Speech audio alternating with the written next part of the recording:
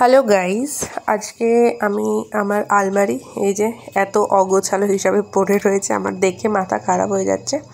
এই আলমারিটাকে পরিষ্কার করব। আমার তো মাথায় হাত যে আমি কি করে পরিষ্কার করব। উপরেরগুলো তাও অর্গানাইজার দিয়ে ড্রেসগুলোকে অর্গানাইজ করে রেখেছি, আর এইগুলো একদম আনম্যানেজেবল অবস্থায় আছে।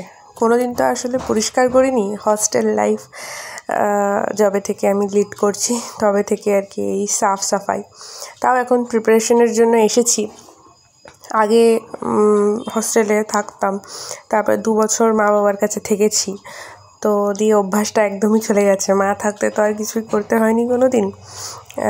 এখন হস্টেলে এসে আবার সেই পুরনো দিনের কথা মনে আসছে যে পিজিতে থাকলে পিজিটা পরিষ্কার করতে হবে, নিজের জায়গাটুকু অন্তত সাফ রাখতে হবে।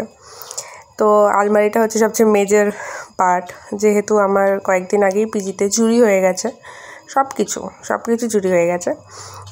তো সেই জন্য ইম্পর্টেন্ট জিনিস, তারপর যেগুলো এক্সট্রা কসমেটিক্স, সেগুলো সব আলমারিতেই রাখি। তো এই আলমারির কসমেটিক সেকশনটা পরিষ্কার করছি। আমার যে চুরি হয়েছে, মানে কি বলবো, আপাদমস্তক চুরি বলে না, সেই চুরি মানে করে নিয়ে গেছে যে করেছে আর কি। তাকে বুঝতেও পেরেছি, একটা নাম নেব না এই ভিডিওতে, কিন্তু ওই আর কি জানতেও পেরেছি সবাই মিলে। কিন্তু আঙ্কেল বললেন যে কিছু না করতে, কিছু না বলতে, সেই জন্য কিছু বলা হলো না। আঙ্কেলের সাথে নাকি খুব ভালো সম্পর্ক, সেই জন্য আঙ্কেল আমার অনেকটাই কনসেশন করেছে রেন্টে, কিন্তু সে করলেও তো আর হয় না, পুরো সব কিছু চুরি হয়ে গেছে। যাই হোক, সে কথা পরে কোনো একদিন বলবো। পারফিউমগুলো গুছিয়ে রাখছি, যা যা ছোটো ছোটো নেসেসারি জিনিস আছে সেগুলো গুছিয়ে রাখছি। তারপরে এই যে এটা ফেস ম্যাসাজার, চশমাটা পরে একটুখানি অ্যাক্টিং করে নিলাম, ডার্মা রোলার। তারপরে এই কানের দুলগুলো সব গুছিয়ে রাখছি। তোমরা সব বলবে যে এত কিছু বলছে, চুরির গল্প কেন বলছে।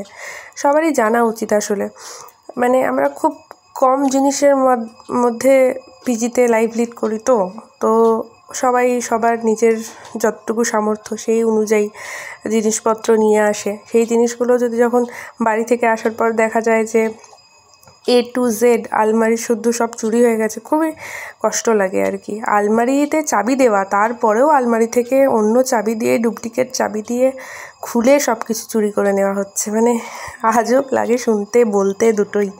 মানে সে আবার নাকি মেডিকেলের প্রিপারেশন নিতে এসেছে।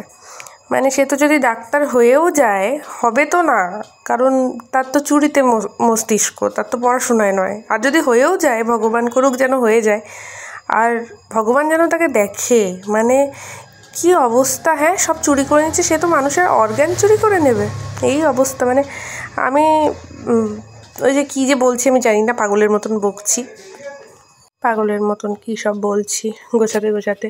আসলে অনেক কিছু চুরি হয়ে গেছে, সেইগুলোই আমি বলছিলাম, কিন্তু ফ্যান চলছে, নয়েজ আসছে, ওই জন্য আর সেগুলো রেকর্ড করিনি। তারপর গোছাতে হবে আমার বুক শেলফটাও। আমি আর আমার রুমমেটও ভালোই, মানে ভালো বন্ডিং হয়েছে ওর সাথে আমার, যার ভিডিও তোমরা ইউটিউবে দেখতে পাবে, একটা মেকআপ ভিডিও।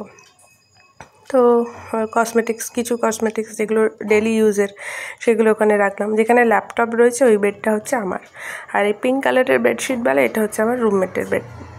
তো এই যে ঘরটাকে একটু ঠিকঠাকভাবে পরিষ্কার করছি। ওই জামাগুলো নিচে পড়ে আছে, ওগুলো সব কাচতে দিতে হবে, মানে কাচবো আমি নিজেই, কোনো একদিন কাচবো আর কি। তারপরে মা পিঙ্ক সল্ট পাঠিয়েছে, বলেছে নর্মাল নুন না খেতে আর কি, তো সেই জন্য সেইগুলো একটু ডায়েটের মধ্যে আছি আর কি, কাইন্ড অফ ডায়েট আর কি, ভাতটাকে খাচ্ছি না এরকম। এই যে আমার উপরে থাকে পারমিতা, পিজির বেস্ট ফ্রেন্ড, তো ও এসেছে, দিয়ে আমার আয়নায় নাকি মুখ বেশি পরিষ্কার দেখায়, তো সেই সব দেখছিল। কেমন লাগলো বলো।